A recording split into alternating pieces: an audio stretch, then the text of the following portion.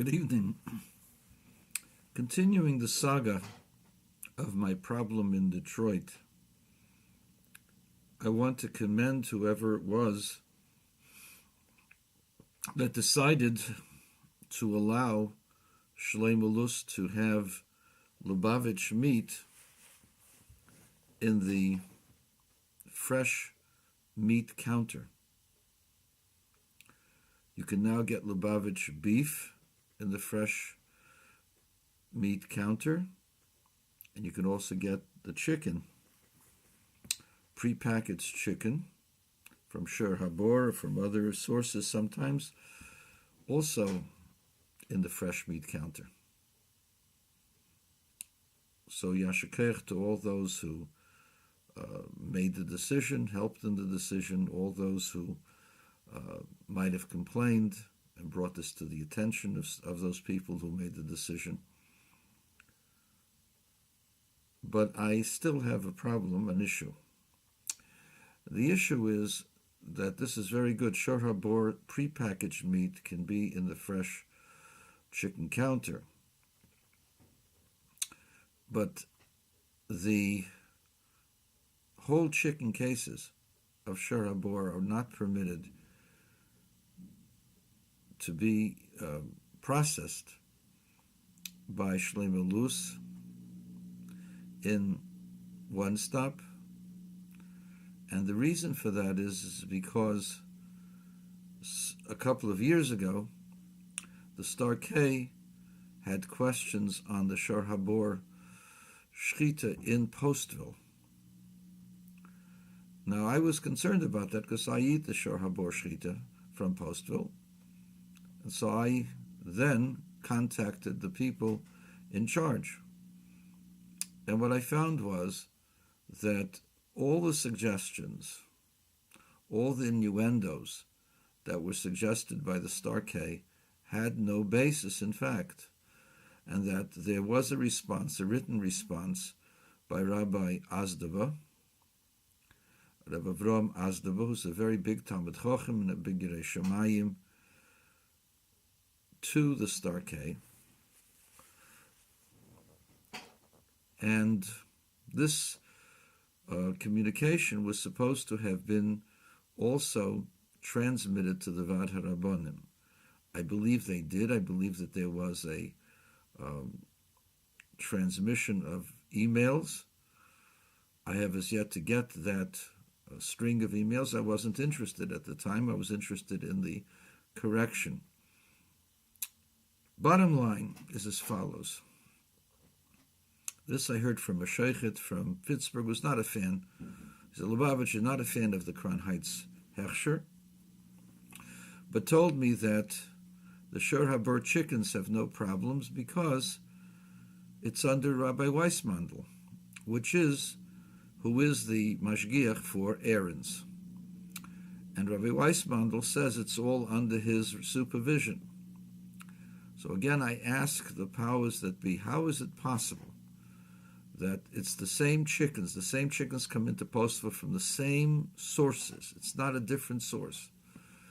And for the most part, probably 95%, 19 out of 20, 9 out of 10, whatever the numbers are, the shochtim are the same, the people checking are the same. The only difference is the one who puts a stample on it. But there's really no difference in the plant. The plant is overseen by Rabbi Weissmandel, who acknowledges that it's all under him, and that everything is done according to his standards. So again, I ask the people in the Vad who have prohibited Shlomo Lus from taking fresh chickens from Shur Habor and processing them through one stop. There is a difference. The prepackaged stuff usually costs more. Maybe now it's not, but it usually costs more. It's usually cheaper when you get it in cases in bulk and it comes out through the butcher shop. And I'm again asking them to review the case because it does not make any sense. If there is one or two shochtim on the Lubavitch line that they use, more than likely it's a greater baki, he's a greater expert, and a greater Yirei Shemayim than the one he's replacing, or at least as good. That's been my knowledge over the years.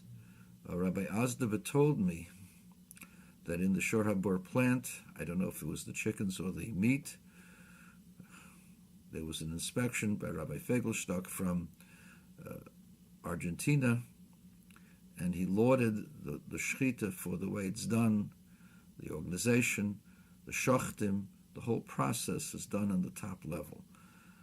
It's the same organization. If they are doing a top-level job with the beef, they're certainly doing a top-level job with the chickens.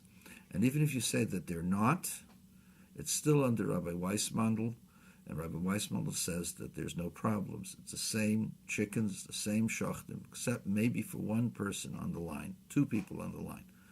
It is impossible for there to be a problem there. It just doesn't make any sense at all. And so I'm asking again a review of this so that this can stop, this persecution of an Eda Shlema, of the Lubavitch Shochtim, Lubavitch Hashgacha, the Kran HaShgacha, has been maligned for no good reason.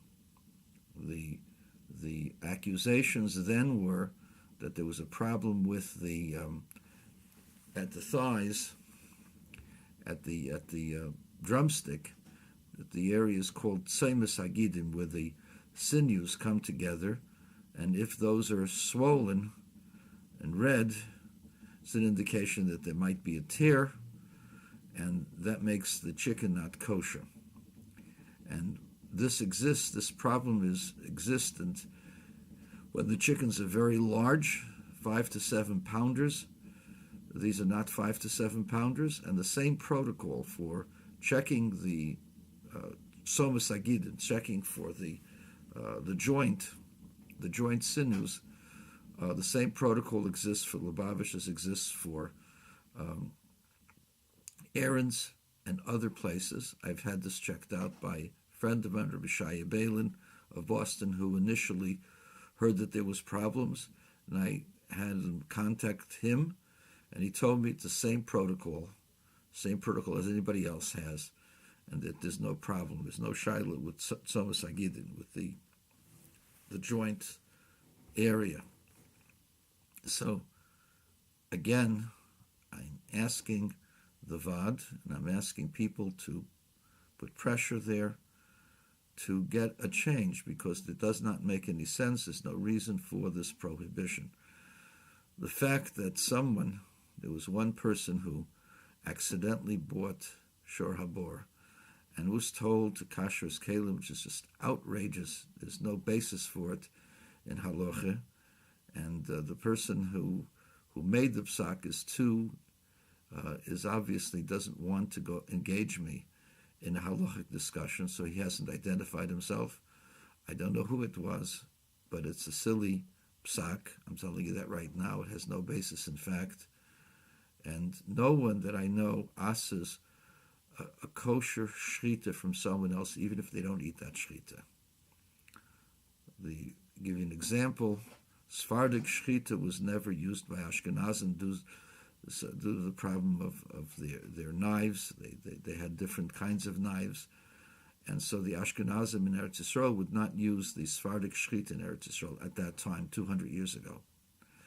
They asked the Alter Rebbe, the Balatanya, whether they should kasher the kelim of people who used the shrita, and he said, chas v'shalom, God forbid, to kasher kelim from a shrita that was done by someone who's Yirei Shemayim, who follows a different basic, different minhag.